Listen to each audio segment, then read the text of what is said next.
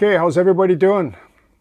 So let's conduct a end of year review for 2023 on River Road. So for those of you that have been following the channel, you're quite aware that I've finished up to about here pretty much. I mean, there's a lot of little details I want to go over on a quick sort of scan down the way down to section 1, especially for the new subscribers. So I can't cut wood right now, so I don't cut wood inside the studio here, and the weather sucks, and I usually cut it outside when it's nice, so I won't be doing any bench work till next year. So this is the end of section 2. Then there's section 3 that goes to the right. It's another, I don't know, 16 feet or something or whatever, but and I have a lot of that bench work already framed. I just don't have it skinned, so I won't be doing any wood cutting because I can't. So that means I got to focus on this part here, which is Duncan Way, and there's other stuff in here I can prepare for when spring comes. And then in the meantime, I'm just going to focus on other details that I've left that are still in the wake of this, hectic year of building. Like this is 1 year right here. Like this, I can't imagine. Like I did all this in 1 year, and it was just very busy. Plus the fact that I covered it, which is another thing, because that's over 50% of the time. I'm being fair when I say that, but when you film it, I mean. So, and I'm not in a rush anyway. Like I have no idea when I'm going to finish this layout. I don't care. I don't want to finish it right away anyway, because there's no rush. And I don't know how long it's going to be, but I have as much passion right now in this moment in time, space, and history as I did when I drove the first screw on River Road. So this scene here is pretty much complete now. I'm really happy with it. You can see that I added a new tree, a maple tree, and another snag right there. I went on a little bit of a tree building binge, built half a dozen trees. This scene I really love. I never thought I would like this scene so much, like right in here. I didn't even know, if you go back from the home page under videos and scroll back, you'll see where this was empty right here. Like it goes right back to the beginning. And I knew I wanted to put a transition of old growth trees here because it's BC and I love them. I didn't know what I was going to do here. Like this I didn't know that this would be here over a year ago. I had a lot of photo reference and ideas I was messing around with, was blocked for quite a while, and then it finally came together. And I'm really pleased with it. And that's why I kind of build on faith. I kind of know just from experience, from all the years of modeling, that something will come out eventually if you don't force your hand. There is going to be a signal in here, right here, with ABS box. I'll show you some that I made in a few seconds. But before I do that, I just want to show you a little photo insert that I did.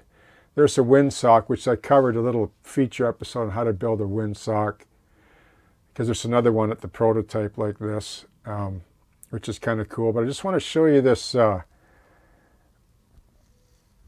See the photo there? I just put that little photo in there. That's from the prototype. It's part of Accent Steel back there on the photo. I don't like to use photo backdrops, but I don't mind using them in alleyway scenes like that. I did it on Glover Road, and it worked out pretty good. So I like to model everything if I can, right? Because I'm really a modeler at heart. So I try to avoid backdrops. And if I'm going to do a backdrop, which I will later down the road one day, I'm going to paint it. I'm not going to use a photograph. So, so there's another tree I built too, that Western Red Cedar. I really love that tree. There was a large negative space here. There's tons of room. This is bigger than you think. Like, I don't know how it shows here, but there's a lot of space here. And I was going to put a tower there. I don't want to put that tower there because that's for section 3. But this one here, I put this tree here for now. It's a good stand-in. So, and it just pulls out. But I talk more about that in another video. So you can see I did a bit of painting. Here's a flat car that I did. I really like these by Tangent. They're really good rollers. They're the best roller flat cars I've ever had. So I'm going to do 2 or 3 of these for idler cars that they use to load the ramp or the barge, for the barge slip-ups. SOY uses old flat cars. I don't know where they get them from. I think CN probably, but this isn't CN. But the CN one that I have from Intermountain, I don't like it. It's too light and it string lines too easily and just doesn't track well. So you can see the ABS boxes I scratched up. I did cover some of it. But, you know, if I cover blow by blow on something like that, like I never get a break, right? So it's like it would take me a week to make those if I filmed it. Because I got to set the camera up 30 times and choreograph every move I make and rehearse it and everything. So I just blew them off in a couple of evenings. They turned out pretty good. I covered a few things. I talked about it a bit in a video I'll post probably down the road. I did a little flag there. Had a little fun, little Canadian flag for basically the bar drop office there. There's the tug. Been thinking about that, but that's an integral part of this section 1. I'll get to it when I get to it. It's a big commitment. If I don't have content in the bank, like to publish like later to cover the lengthy build process and filming process of this, then I just can't do it. So that's what I'm working on. So otherwise my whole channel will flatline. There'll be nothing for 6 weeks or 2 months, and I'm not going to do that. This is a car, and oh no, I shouldn't do this, right? Guess what this is? This is Scale Trains, yeah. I really like the cars I do have, but they do nice stuff. Like they produce beautiful cars. Like this thing is a work of art really in many ways. The prototypical accuracy is really off the charts. I was tempted, I think it was on sale and I grabbed it. It's just a beautiful car.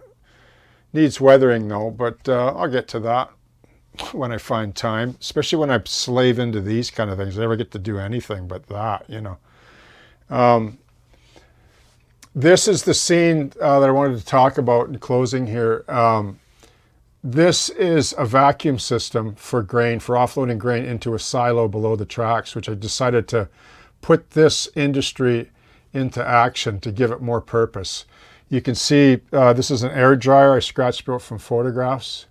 I cover a little bit of it, but I wanted to build it. I didn't want to spend 80% of my time setting the camera up and filming it. Once again, people say take a break. Well, content creators take breaks when they turn off the camera and build for fun.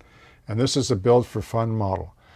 So you can see the canister, the vacuum is right here. I haven't finished all the piping and plumbing, but there are pipes that go down to this concrete slab into the bunker where the grain drops through these hatches here and goes into the brewery, whatever it is, barley, whatever they drop. I'm actually quite pleased with it.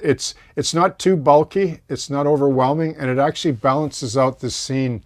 I know I've really worked on this scene a lot. I have some of the details out of the way because I don't want to break them, but this is the first opening scene when I come into the room, and it's really awesome. Like I think it is.